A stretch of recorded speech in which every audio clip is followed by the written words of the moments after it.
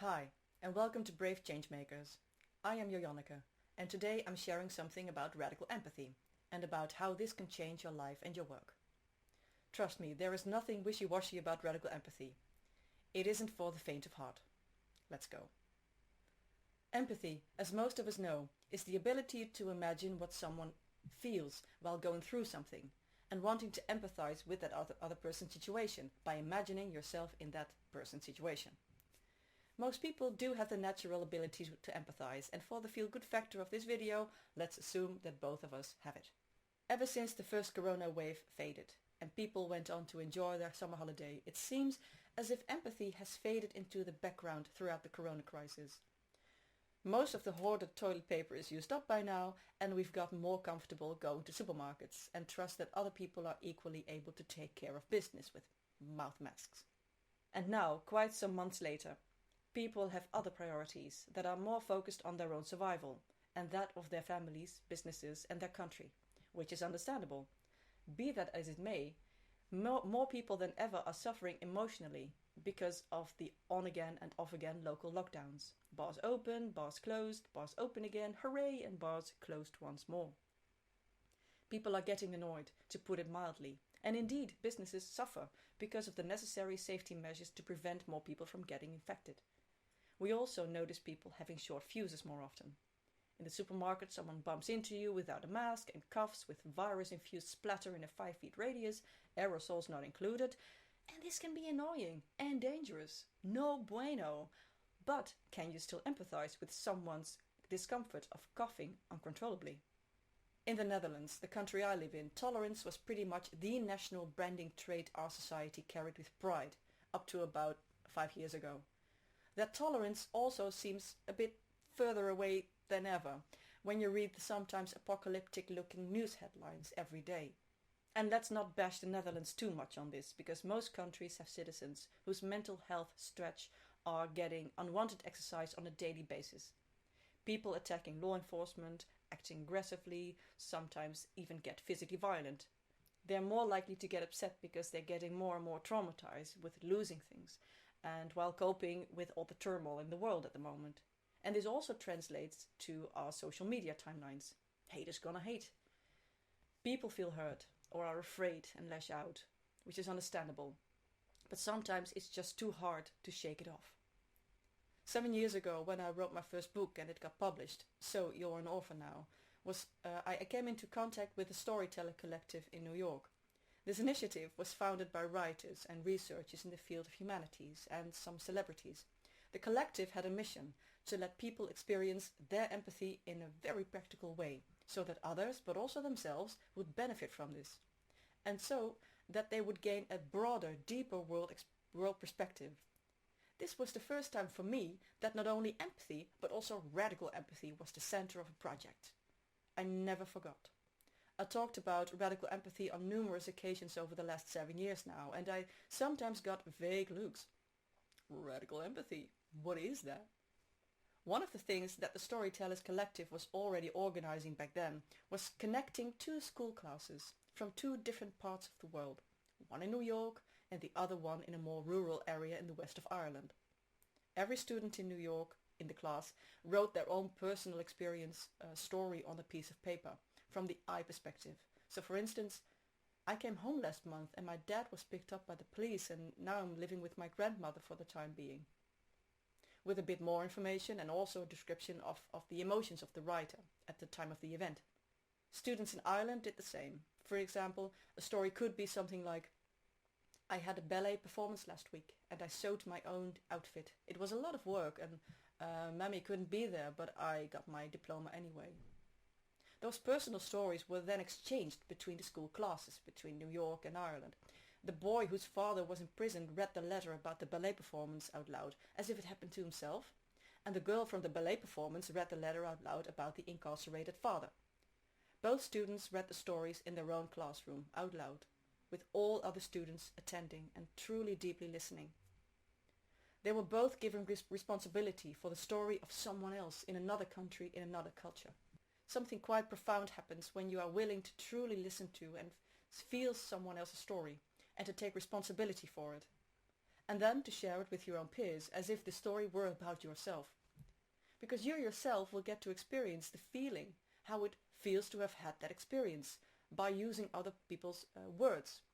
It also causes you to feel emotions that you otherwise might have not discovered so promptly. And after the children told the stories, they discussed them in class so that the other students also experienced a raised level of empathy within the group. Not because the other story could be labeled as being sad, pathetic or otherwise unsavory, but because you care about people in general and want to learn from the experience of others and want to teach yourself to perceive others as they are. And also, practicing radical empathy is in a hands-on way, not just hearing, but truly listening and taking it in. Not just reading or seeing, but experiencing it through brave action yourself. What empathy is not, in my opinion, is to regard someone or the situation as being sad or pathetic. Nobody gains anything by sticking labels like that, and it doesn't contribute anything to anyone. And the other person might feel dismissed. You see, empathy isn't something wishy-washy. I think it's quite the opposite. It takes courage practicing it. Because the next step is to take inspired action. Writing a letter, creating something, giving something, sharing something. Or coming up with a solution for someone's situation on an equal basis and discuss options with that person. Or just to decide to stand next to the person without judgment. In 2016, I hosted the Beyond Envy conference, a day-long live stream conference with 13 speakers from 5 countries. I had received some emails and social media replies that were not so pleasant, and they oozed frustration. Why did my book get into the national newspaper and theirs didn't? Why did my workshop sell and theirs didn't? Why did I get media gigs and they didn't? Why did I get a TEDx talk and they didn't? So I decided to take inspired action and provide the answers and tools, improvement for their projects for free. I contacted 12 other people from 5 countries, amazing people, and we shared valuable information and tips on a variety of topics. For example, on independent book publishing, social media marketing, how to develop e-learning and online courses and more. All for free, based on our own work and experience, but also on radical empathy. I had exchanged personal stories with a number of people, and during live streams we took responsibility for telling each other's stories to conference attendees. This meant that someone else told my story, and I told someone else's story. This required a lot of surrendering, because you cannot suddenly interrupt the other person in the middle of the live stream and yell, "Yes, hello, it didn't go quite like that." Also in 2016 that was considered to be a tad rude, even in live stream video and in the socials. So you share something of yourself and give yourself the freedom and give someone else the freedom to experience and tell your story. And you listen like you are a conference guest. This teaches you not only to be humble, but also to let go of control like that, even if only for a little while. Later, I printed cotton bags with my own quote, "Radical empathy changes the world," as you also see on a poster in the background. Because I really believe this to be true, that radical empathy does change the world. It can change the world, and it does if you practice it. Someone I know who regularly takes super inspired, passionate and quite radical actions is Rico Voorberg. You might know him from We gaan ze halen, a Dutch initiative that aims to find more justice and a worthy existence for refugees on the periphery of Europe, for instance on the Isle of Lesbos. A few years ago, Rico filled someone's home with nearly €1,000 worth of flowers. It was a refugee's family home in the Netherlands, and the family had been threatened with violence by several neighbors. The house was smeared with nasty language. And Rico thought, "I can't believe this is happening and I have to do something." So he decided to counter the violent acts of the family's neighbors and planned a gigantic token of welcome for the family. Hundreds of bunches of flowers. The whole home was one giant sea of festive colors. And the message is clear.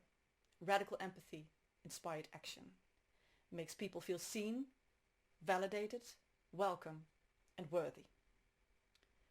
Today you and I are in a situation that we recently might have labeled as something that happened to other countries, something you see on the evening news. But now that scenario isn't in the galaxy far, far away, but right in your living room and in your makeshift home office. This might be the ideal opportunity to rethink empathy for yourself from today's perspective, your perspective, but perhaps also someone else's perspective as well.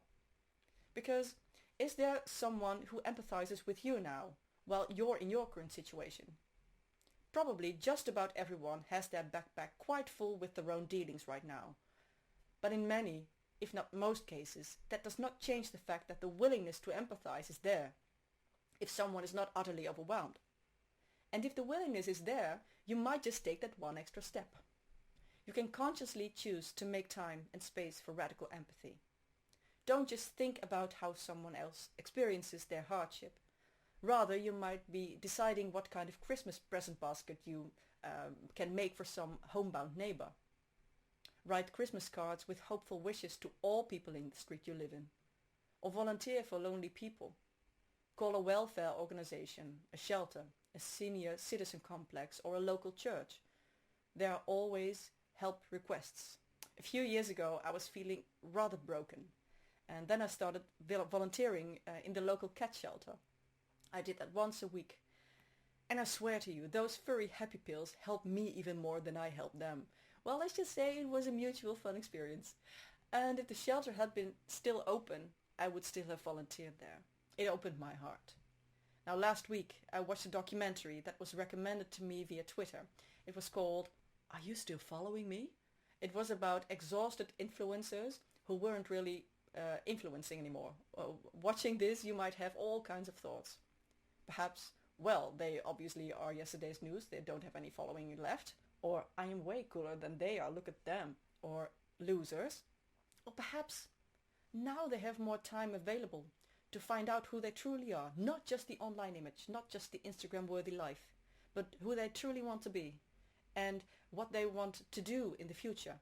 Take some time for reflecting, or to serve someone who is in need of something, or use your talents for other purposes. And then you make a wish for them. Who knows? It might help. It's up to you. In radical empathy land, you have the freedom to choose what benefits you and others. Which thought do you choose to entertain today? And what inspired action will you take? What do you think? You can leave your thoughts on this in the comment section below. I hope this was useful to you. If it was, please consider subscribing to this channel and hit the notification bell to make sure you get an update when a new video airs. You can also contact me on my social media. You find these in the description box below. I wish you well, stay safe and healthy, take care of each other and yourself. Bye bye, until next time.